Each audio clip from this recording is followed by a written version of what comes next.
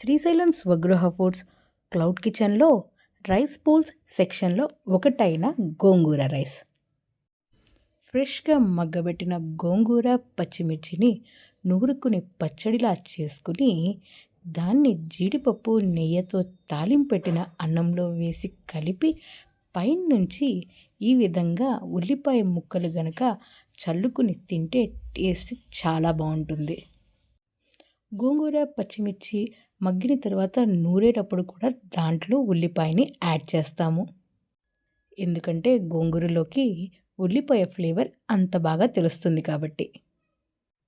అలాగే చక్కగా నెయ్యితో తాలింపు పెట్టడం వల్ల ఇంకా ఎంతగానో దీంట్లో ఫ్లేవర్స్ ఎన్హాన్స్ అయ్యి గుమగుమలాడిపోతుంది మన గోంగూర rice.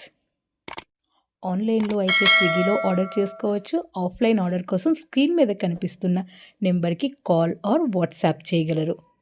Madhuranagar B N Reddy Sagar road దగ్గరలో ఉన్నవారైతే డైరెక్ట్గా పిక్ చేసుకోవచ్చు. లేదంటే ఓలా ర్యాపిడో త్రూ షిప్పింగ్ జరుగుతుంది. స్విగ్గీ ప్రైసెస్కి ఆఫ్లైన్ ప్రైసెస్కి ఉన్న డిఫరెన్స్ని గమనించి మీ ఆర్డర్ని ప్లేస్ చేసుకోగలరు. జై హింద్.